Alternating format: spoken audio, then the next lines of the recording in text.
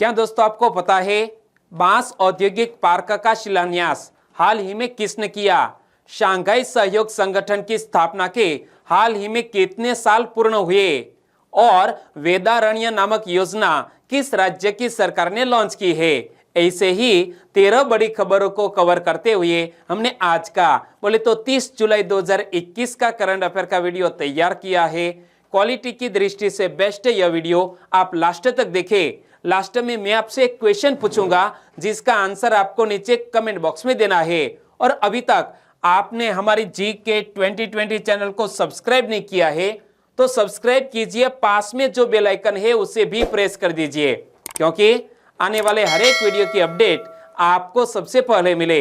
चलिए बिना वक्त गंवाए स्टार्ट करते हैं पहले क्वेश्चन से।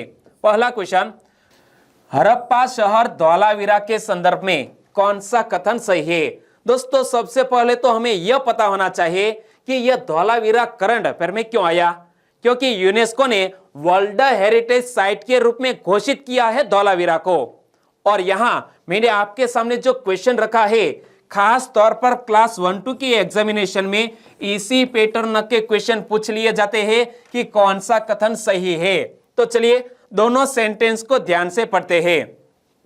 धौलावीरा यूनेस्को की विश्व धरोहर सूची में शामिल होने वाला गुजरात का 5वां स्थल बन गया है। यहां कुछ गलत है, क्योंकि मैं गुजरात से हूं, मुझे मालूम है कि यह गुजरात का चौथा ऐसा स्थल है जिसे वर्ल्ड हेरिटेज साइट में स्थान मिला हो। पहला चांपानेर, दूसरा अहमदाबाद, तीसरा रानी की वाव और धौलावीरा है चौथा। दूसरा सेंटेंस, पहले नंबर का सेंटेंस है वो गलत। यह शहर वर्ष 1968 में खोजा गया था। बिल्कुल सही है, धौलावीरा को वर्ष 1968 में खोजा गया। तो यहां हमें पूछा है कौन सा कथन सही है। केवल 2 नंबर का सेंटेंस सही है तो हमारा आंसर बन जाता है ऑप्शन बी, केवल 2 नंबर का सेंटेंस सही है। लेकिन धौलावीरा से जुड़े हुए और भी क्वेश्चन बन सकते हैं। ऐसे क्वेश्चन क्लास 3 के एग्जामिनेशन में पूछ लिए जाते हैं कि धौलावीरा जो हड़प्पा सभ्यता का एक शहर है वो कहां स्थित है? गुजरात के कच्छ जिले में। और यह यूनेस्को विश्व धरोहर स्थलों की सूची में शामिल किया जाने वाला 40वां भारतीय स्थान है। कौन सा? 40वां भारतीय स्थान बन गया है धौलावीरा। अब हमारे भारत देश में कितनी वर्ल्ड हेरिटेज साइट है? 40।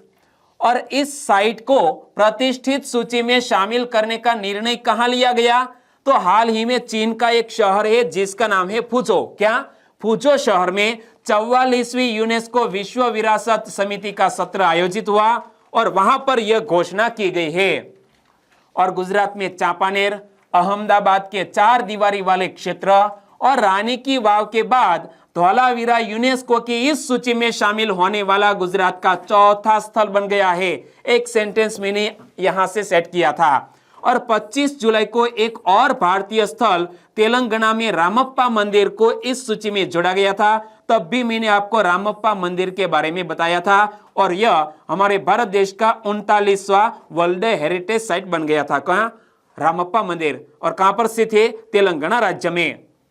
और यहां हाल में बात करते हैं हम धौलावीरा की, तो यह शहर वर्ष 1968 में खोजा गया था। यह बात मैंने आपको क्वेश्चन के सेंटेंस के रूप में बताई। और यह गुजरात राज्य में कच्छ जिले के कच्छ के ग्रेट रण में खादीर बेट पर स्थित है। तो यह लोकेशन भी याद रख लो, कहां पर? कच्छ के ग्रेट रण में खादीर बेट पर यह धौलावीरा शहर स्थित है। और धौलावीरा शहर 22 हेक्टेयर में फैला हुआ है और यह सिंधु घाटी सभ्यता का 5वां सबसे बड़ा पुरातात्विक स्थल भी है। यानी कि सिंधु घाटी सभ्यता में 5वां सबसे बड़ा कोई पुरातात्विक स्थल है तो वो है धौलावीरा। और यह शहर लगभग 3000 ईसा पूर्व का है और ऐसा माना जाता है कि इस शहर में ईसा पूर्व 1500 वर्ष तक यहां लोग रहते थे। और इसका नाम भारत पाकिस्तान सीमा पर स्थित धौलावीरा गांव से लिया गया है। यानी कि इमेज आप देख सकते हैं गुजरात, और गुजरात में यहां पर आप लोकेशन में देखिए कि यहां पर है धौलावीरा गांव, जिसके नाम पर यह हड़प्पा सभ्यता के स्थान का नाम पड़ा है। और स्थानीय रूप से इस स्थल को कोटड़ा टिम्बा के नाम से जाना जाता है। यानी कि यहाँ के जो स्थानिक लोग हैं वो धौलावीरा को किस नाम से जानते हैं? कोटड़ा टिम्बा के नाम से।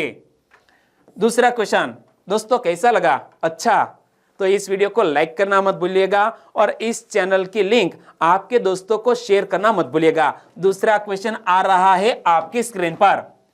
बहुविकल्प प्रणाली एकेडमिक बैंक ऑफ क्रेडिट का शुभारंभ किसने किया है? हाल ही में एक बहुविकल्प प्रणाली एकेडमिक बैंक ऑफ क्रेडिट का शुभारंभ किसने किया है? हमारे देश के प्रधानमंत्री श्री नरेंद्र भाई मोदी जी ने। यानी कि इस क्वेश्चन का सही आंसर है नरेंद्र मोदी जी। इमेज में आप देख सकते हैं प्रधानमंत्री श्री नरेंद्र भाई मोदी ने राष्ट्रीय शिक्षा नीति 2020 के 1 वर्ष पूरा होने के उपलक्ष्य में शिक्षा क्षेत्र में अनेक नए सुधारों का शुभारंभ किया और प्रधानमंत्री ने उच्च शिक्षा के विद्यार्थियों को पाठ्यक्रम में शामिल होने और अलग होने की बहुविकल्प प्रणाली एकेडमिक बैंक ऑफ क्रेडिट का शुभारंभ किया है। किसने? हमारे देश के प्रधानमंत्री ने। और राष्ट्रीय शिक्षा नीति की बात आई तो हाल ही में राष्ट्रीय शिक्षा नीति की घोषणा का 1 साल भी पूर्ण हुआ है। राष्ट्रीय शिक्षा नीति 2020 के लक्ष्यों को प्राप्त करने की दिशा में यह महत्वपूर्ण पहल भी है और इससे शिक्षा क्षेत्र को अधिक जीवंत और सुगम बनाने में भी मदद मिलेगी। और राष्ट्रीय शिक्षा नीति 2020 दोस्तों स्टार लगा लो इस समाचार पर, क्योंकि राष्ट्रीय शिक्षा नीति बहुत ही महत्वपूर्ण है। चाहे क्लास 1 हो या क्लास 4, राष्ट्रीय शिक्षा नीति से जुड़ा हुआ क्वेश्चन एग्जामिनेशन में आएगा ही। तो यह 21वीं सदी की पहली शिक्षा नीति है जिसने 34 साल पुरानी राष्ट्रीय शिक्षा नीति 1986 की जगह ली है, क्योंकि हमारे भारत देश में वर्तमान में राष्ट्रीय शिक्षा नीति 1986 दोस्तों लागू थी, लेकिन अब इसका स्थान लिया है नई राष्ट्रीय शिक्षा नीति 2020 ने। और यह नई शिक्षा नीति सतत विकास 2030 के एजेंडा के अनुकूल है। और राष्ट्रीय शिक्षा नीति 2020 का लक्ष्य क्या है, उद्देश्य क्या है? 21वीं सदी के जरूरतों के अनुकूल स्कूल और कॉलेज की शिक्षा को समग्र बनाने के साथ साथ भारत को ज्ञान की वैश्विक महाशक्ति में बदलना यह महत्वपूर्ण टारगेट है। और हमारे केंद्रीय शिक्षा मंत्री कौन है दोस्तों? रमेश पोखरियाल निशंक थे, लेकिन अब हमारे नए केंद्रीय शिक्षा मंत्री बन गए हैं धर्मेंद्र प्रधान। इमेज में आप देख सकते हैं। तीसरा क्वेश्चन, अंतरराष्ट्रीय स्वच्छ वायु उत्प्रेरक कार्यक्रम के लिए चयनित होने वाला देश का एकमात्र शहर कौन बन गया? हाल ही में अंतरराष्ट्रीय स्वच्छ वायु उत्प्रेरक कार्यक्रम के लिए चयनित होने वाला देश का एकमात्र शहर बन गया है इंदौर। यानी कि हमारे भारत देश का सबसे स्वच्छ शहर है इंदौर। इंदौर अंतरराष्ट्रीय स्वच्छ वायु उत्प्रेरक कार्यक्रम के लिए चयनित होने वाला देश का एकमात्र शहर बन गया है। क्या? इंदौर। और क्या लिखा है पढ़ो तो, Indore get selected for international clean air catalyst program become first city. Madhya Pradesh का इंदौर शहर या भारत का सबसे स्वच्छ शहर अंतरराष्ट्रीय स्वच्छ वायु उत्प्रेरक कार्यक्रम के लिए चयनित होने वाला देश का एकमात्र शहर बन गया है। और इंदौर नगर निगम और मध्य प्रदेश प्रदूषण नियंत्रण बोर्ड के सहयोग से शहर में हवा को शुद्ध करने के लिए यह परियोजना 5 साल की अवधि के लिए संचालित की जाएगी। उद्देश्य क्या है? शहर में हवा को शुद्ध करने के लिए यह परियोजना 5 साल की अवधि के लिए संचालित की जाएगी। और स्वच्छ वायु उत्प्रेरक कार्यक्रम के बारे में मैं आपको बताऊं तो स्वच्छ वायु उत्प्रेरक एक नया प्रमुख कार्यक्रम है जिसे US agency for international development यानी कि यूसेड द्वारा शुरू किया गया है। और वर्ल्ड रिसोर्सेज इंस्टीट्यूट शॉर्ट में कहे तो WRI और एनवायरमेंटल डिफेंस फंड यानी कि EDF के नेतृत्व में निम्न और मध्यम वायु प्रदूषण से निपटने और स्वच्छ वायु समाधान में तेजी लाकर आए वाले देश के लिए संगठनों का एक वैश्विक संघ है जिसने शामिल किया है हमारे इंदौर को। चौथा क्वेश्चन, जम्मू कश्मीर में हाल के वर्षों में आतंकी घटनाओं में और बाद में रिक्त स्थान दिया गया है। तो यहां हमें पूछा गया है कि जम्मू कश्मीर में हाल के वर्षों में आतंकी घटनाओं में कमी आई है, वृद्धि हुई है या आंकड़े प्राप्त करना कठिन है?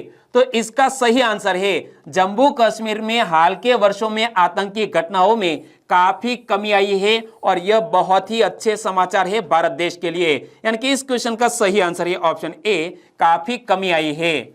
और यह क्वेश्चन करंट अफेयर में क्यों आया? तो देखो, जम्मू कश्मीर में हाल के वर्षों में आतंकी घटनाओं में काफी कमी आई है। राज्यसभा में एक लिखित उत्तर गृह राज्य मंत्री नित्यानंद राय ने कहा कि वर्ष 2019 की तुलना में 2020 में आतंकी घटनाओं में 59% की कमी आई है। और उन्होंने कहा कि इस वर्ष जून में पिछले वर्ष की इसी अवधि की तुलना में आतंकी घटनाओं में 32% की कमी आई है। यानी कि 2020 में जो आतंकी हमले जम्मू कश्मीर में हुए जून 2020 में, उनके मुकाबले जून 2021 में 32% कमी आई है। तो यह बहुत ही अच्छे समाचार, जिसका आंसर दिया है नित्यानंद राय जी ने। पांचवा क्वेश्चन, शंघाई सहयोग संगठन की स्थापना के कितने वर्ष सफलतापूर्वक पूर्ण हुए हैं? हाल ही में हमारे रक्षा मंत्री श्री ने यह शंघाई सहयोग संगठन की एक बैठक में हिस्सा लिया। उस दौरान उन्होंने कहा कि शंघाई सहयोग संगठन के हाल ही में 20 साल सफलतापूर्वक पूर्ण हुए। यानी कि इस क्वेश्चन का सही आंसर है ऑप्शन बी, 20 साल। हमारे रक्षा मंत्री श्री राजनाथ सिंह ने शंघाई सहयोग संगठन के दायरे में क्षेत्रों में शांति, सुरक्षा और स्थिरता बनाए रखने का भारत का संकल्प दोहराया। और रक्षा मंत्री ने शंघाई सहयोग संगठन के 20 वर्ष सफलतापूर्वक पूरे होने पर सदस्य देशों को शुभकामनाएं भी दी है। और भारत 2017 में शंघाई कोऑपरेशन ऑर्गेनाइजेशन में शामिल हुआ, साथ साथ पाकिस्तान भी। तो भारत 2017 में ही संगठन में शामिल हुआ है, लेकिन ऐतिहासिक और सभ्यता के संबंधों और भौगोलिक दृष्टि से भारत संगठन से पूरी तरह जुड़ा हुआ है। और यह क्वेश्चन पूछ लिया जाए एग्जामिनेशन में कि शंघाई सहयोग संगठन के रक्षा मंत्रियों की बैठक कहां आयोजित की गई, तो हमारा आंसर होना चाहिए ताजिकिस्तान के दुशांबे में यह शंघाई सहयोग संगठन के रक्षा मंत्रियों की बैठक हाल ही में आयोजित की गई। छठा question, animation, visual effects, gaming और कॉमिक्स के लिए सेंटर ऑफ एक्सीलेंस कौन स्थापित करेगी?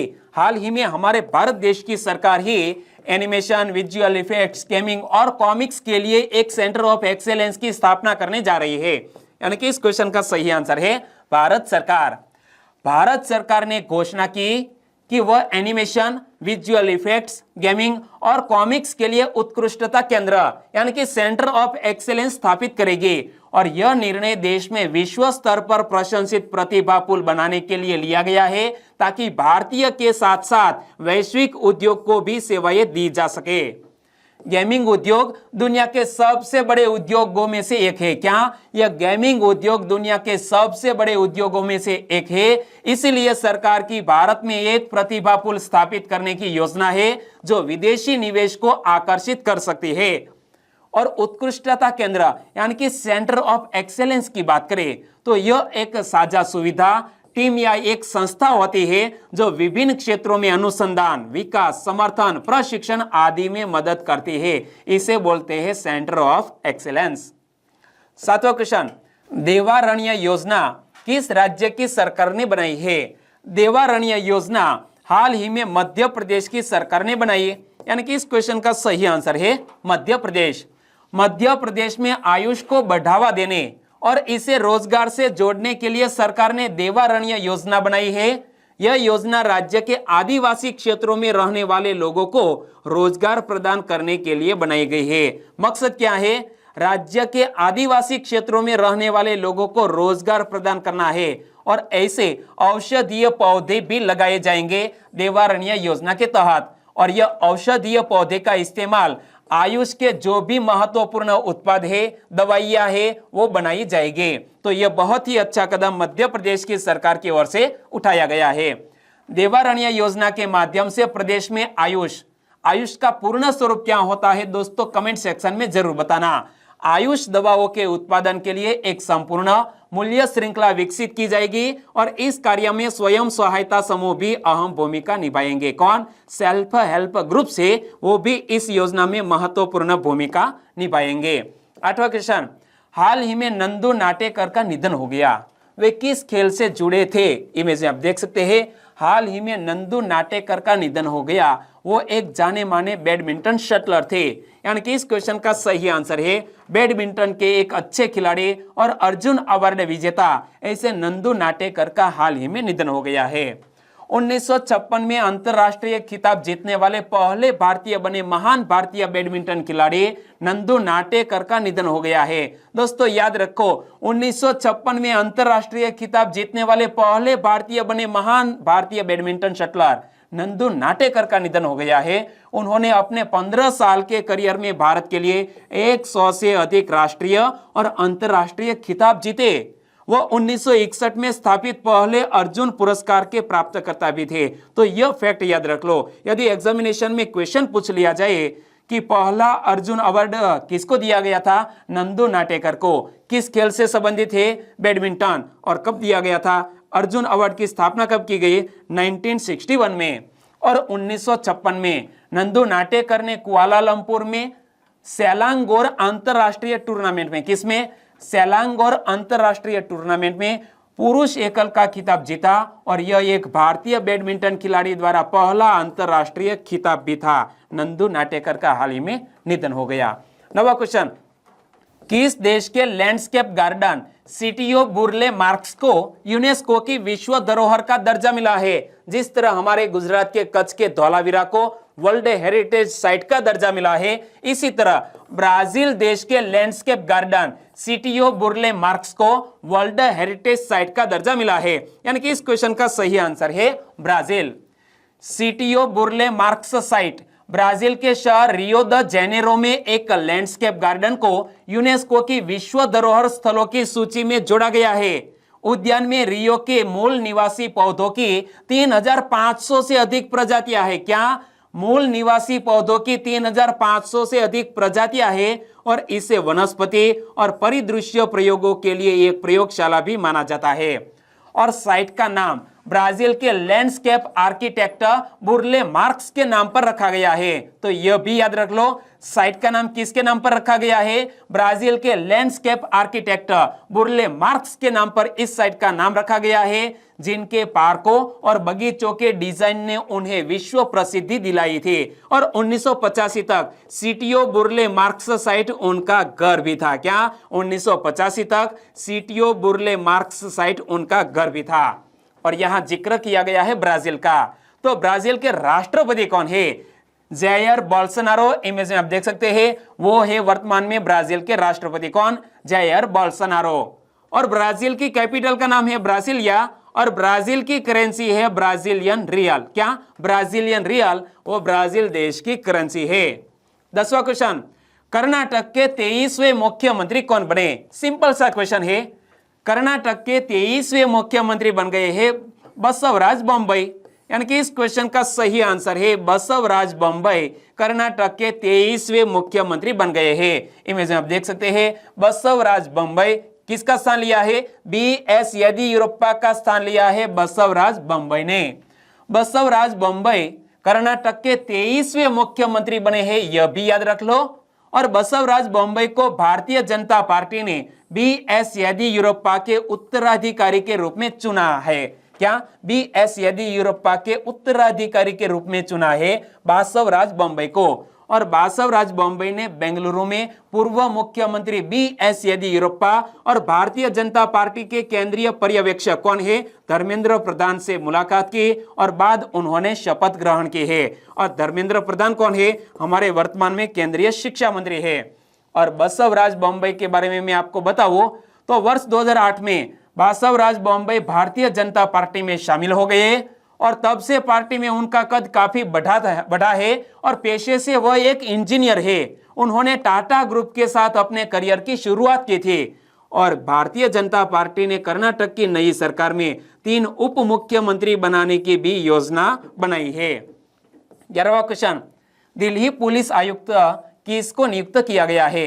हाल ही में दिल्ली पुलिस आयुक्त नियुक्त किया गया है राकेश अस्थाना को, एक पूर्व आईपीएस अधिकारी जो बीएसएफ के महानिदेशक थे, वो अब बन गए हैं दिल्ली पुलिस आयुक्त। यानी कि इस क्वेश्चन का सही आंसर है राकेश अस्थाना। इमेज में आप देख सकते हैं, Rakesh Asthana border security force यानी कि बीएसएफ के महानिदेशक के रूप में 31 जुलाई को सेवानिवृत्त होने वाले थे।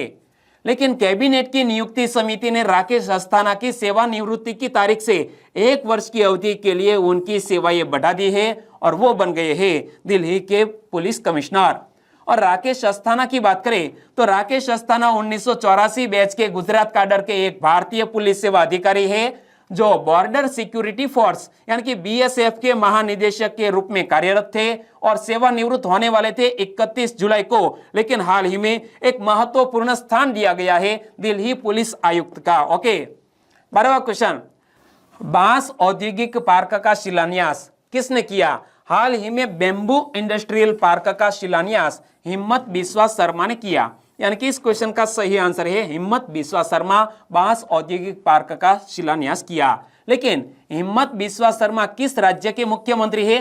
असम के मुख्यमंत्री है। असम के मुख्यमंत्री हिम्मत बिस्वा शर्मा ने डीमा हासाओ के मांदेर डिसा गांव में एक बांस औद्योगिक पार्क की आधारशिला रखी है। परियोजना को डोनर मंत्रालय से 50 करोड़ रुपए से लागू किया जाएगा। और डीमा हसाओ में उत्पादित बांस पहले ज्यादातर पेपर मिलों को निर्यात किया जाता था। हालांकि पार्क के पूरा होने के साथ टाइल्स, अगरबत्ती, छत आदि के उत्पादन के लिए बांस का उपयोग करने के लिए भी नए रास्ते खुल जाएंगे यह बांस इंडस्ट्रियल पार्क बनने से। 13वां क्वेश्चन, राष्ट्रीय महिला ऑनलाइन शतरंज का खिताब किसने जीता? हाल ही में राष्ट्रीय महिला ऑनलाइन शतरंज का खिताब जीत लिया है वंतिका अग्रवाल ने। और दोस्तों यही यदि करंट अफेयर के न्यूज आपने ध्यान से नहीं पढ़े तो इसी तरह के ऑप्शन आपको कंफ्यूजन में डाल सकते हैं। वनिता अग्रवाल, वर्तिका अग्रवाल, अवंतिका अग्रवाल या वंतिका अग्रवाल। दोस्तों इसीलिए आपको बहुत ही ध्यान से पढ़ना है। वंतिका अग्रवाल ने राष्ट्रीय महिला ऑनलाइन शतरंज का खिताब जीत लिया है। इमेज आप देख सकते हैं, वंतिका अग्रवाल। दिल्ली की युवा खिलाड़ी वंतिका अग्रवाल ने राष्ट्रीय महिला ऑनलाइन शतरंज का खिताब जीता। 11 राउंड से उन्होंने 9.5 अंक हासिल किए और 9 अंकों के साथ पश्चिम बंगाल की अर्पिता मुखर्जी ने दूसरा स्थान हासिल किया है। तो तमिलनाडु की श्रीजा शेषाद्री ने 8.5 अंकों के साथ इस प्रतियोगिता में तीसरा स्थान हासिल किया है। और अब बात करते हैं लास्ट वीडियो के क्वेश्चन की।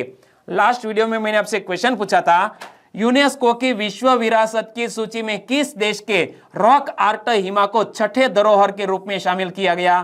तो रॉक आर्ट हिमा यह सऊदी अरब का छठा वर्ल्ड हेरिटेज साइट है जिसको हाल ही में यूनेस्को द्वारा घोषित किया गया है। यानी कि इस क्वेश्चन का सही आंसर था सऊदी अरब। लगभग सभी दोस्तों ने बिल्कुल सही जिक्र किया है। इनमें से कुछ फ्रेंड के नाम लेना चाहूंगा तो वो है जगदीश डाबी, सागर चावड़ा, FA कुरैशी ने इस क्वेश्चन के बारे में डिटेल में बताया। अरुण मानसिंह, आपका आंसर भी बिल्कुल सही और आपका हमारे चैनल में स्वागत है। अंकुर परेख, प्रहलाद फतेपुरा, गोसाई मनीष, इला पटेल, बिनल चौधरी, इन सभी दोस्तों का आंसर बिल्कुल सही है सऊदी अरब। तो हमारे और भी 3 सब्सक्राइबर फ्रेंड है वो है करण कनौजिया, कल्पना चौहान और सोलंकी दलपत सिंह। आप सभी दोस्तों को बहुत बहुत धन्यवाद। और आज के वीडियो का क्वेश्चन ए रहा स्क्रीन पर, दक्षिणी डेल्टा एक्वेरिड्स और अल्फा कैप्रिकॉन्स किसके नाम है? दोस्तों नाम थोड़े डिफिकल्ट है। दक्षिणी डेल्टा एक्वेरिड्स और अल्फा कैप्रिकॉन्स किसके नाम है? सही ऑप्शन चुन लीजिए और आंसर दीजिए नीचे कमेंट बॉक्स में। और वीडियो वाकई में आपको अच्छा लगा है, हेल्पफुल लगा है तो आपके दोस्तों को फेसबुक, व्हाट्सएप या टेलीग्राम के जरिए इस वीडियो की लिंक शेयर करना मत भूलिएगा। बस छोटी सी उम्मीद के साथ वीडियो खत्म करते हैं, फिर मिलेंगे नए करंट अफेयर वीडियो के साथ। तब तक के लिए टेक केयर एंड जय हिंद।